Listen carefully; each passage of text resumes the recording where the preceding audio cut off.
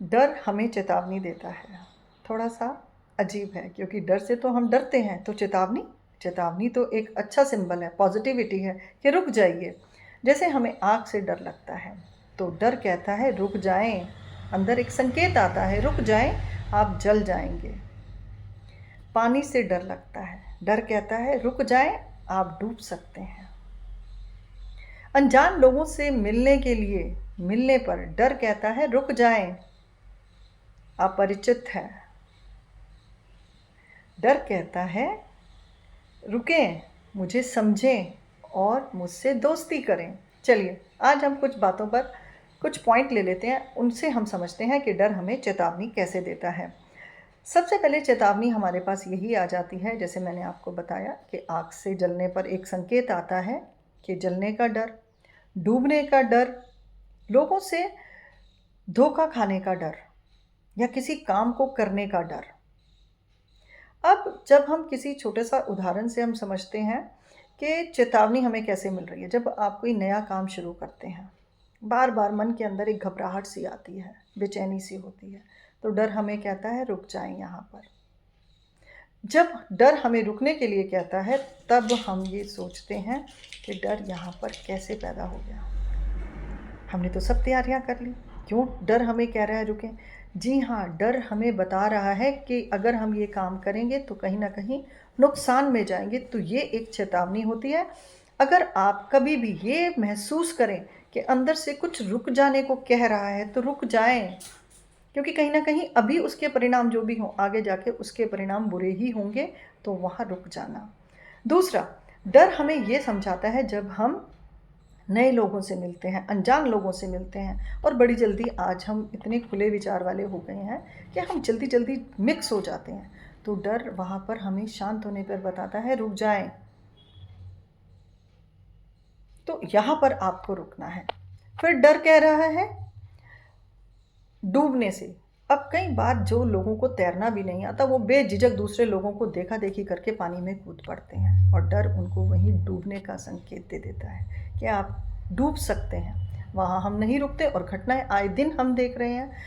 डर हमें किसी भी आज लैंडस्लाइडिंग जो भी कोई होती हैं, पहाड़ों पर लोग हिल स्टेशनों पर चले जाते हैं तो डर पहले से ही संकेत दे देता है या प्राकृतिक संकेत दे देती है। सपनों के थ्रू भी हमें कई बार ऐसे सपने आ जाते हैं जो हमें डरा देते हैं। वो संकेत होते हैं कि कुछ परिस्थितियां बिगड़ी हुई हैं या बिगड़ चुकी हैं, आप रुकें।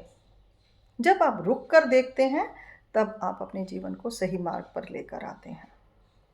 उसके बाद डर कहता है मुझे समझें। अब डर को हमें कैसे समझना है? अब किस परिस्थिति में डर आया? मान लीजिए आप किसी के साथ अनजानी जगह पे जा रहे हैं, मन अंदर से कह रहा है रुक जाओ, कुछ गलत हो सकता है, वहीं पे रुक जाएं।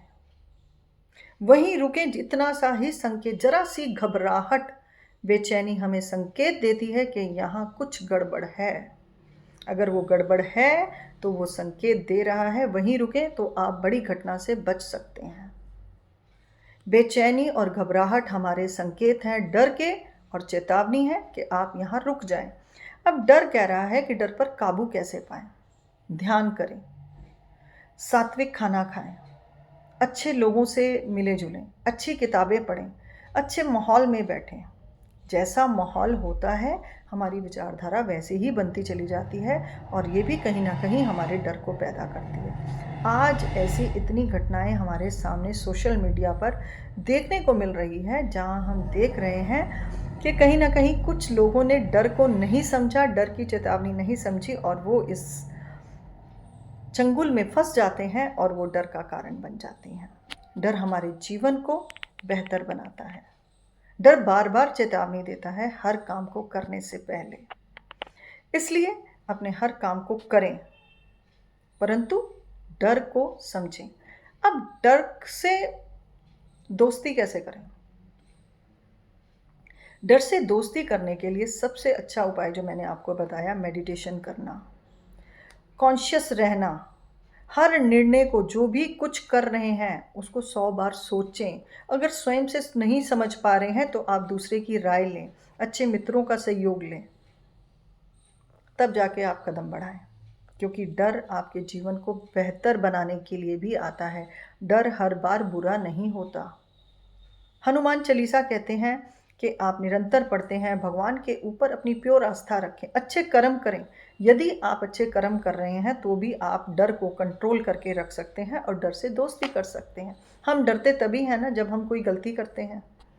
हम डरते भी तभी हैं जब हमारे कर्म या कोई झूठ या सच हमने छुपाए होते हैं। इसलिए डर से डरे नहीं, डर से दोस्ती करना सीखें। उसको समझें, पहचानें और आगे बढ़ें, भागे नहीं। डर भी यही कहता है कि मुझे पहचानो, उसको समझो, रुक जाओ, थोड़ा धैर्य रखो। जब आप धैर्य रख के समझेंगे तो आप देखेंगे कि आप डर को जीत पा रहे हैं और यही डर फिर आपको विजय दिलाता है और यही डर हमारे सफलताओं के मार्ग भी खोलता है। तो क्यों ना हम इन चेतावनियों को समझ लें। सबसे पहले जो मैंने आपको बताया है, इस बात को ध्यान रखें कि हर किसी को एक बेचैनी होती है, एक घबराहट होती है। ये डर का सबसे बड़ा संकेत है। ये ईश्वरीय संकेत है। सपने में कोई घटना आ रही है, वो भी ईश्वरीय संकेत है। क्योंकि डर हमें सिखा रहा है, डर हमें बता रहा है, वो हमारा मार्ग यदि रोक रहा है, बार बार कोई काम बिगड़ रहा है तो रुक जाएं। ये डर हमें रोक रहा है किसी दुर्घटना से बचने के लिए, इसलिए रुक जाएं, धैर्य रखें और अपने आप को सही मार्ग पर ले जाने के लिए डर से दोस्ती करें, भागे नहीं। जब हम डर से दोस्ती कर लेते हैं तो हमारा आत्मविश्वास और आत्मबल बढ़ जाता है, हम सही निर्णय लेते हैं और सही लोगों से मिलते हैं। इसलिए ये कर्म आप निरंतर करते रहेंगे तो आप देखेंगे आपके जीवन में अच्छे परिणाम आ रहे हैं और आप खुद को साहसी मान रहे हैं, क्योंकि डर के आगे ही जीत है। कई बार पेपरों से भी डर लगता है हमें। आप डर से दोस्ती करें, उसको समझें, पहचानें, उससे भागे नहीं, आगे बढ़ें।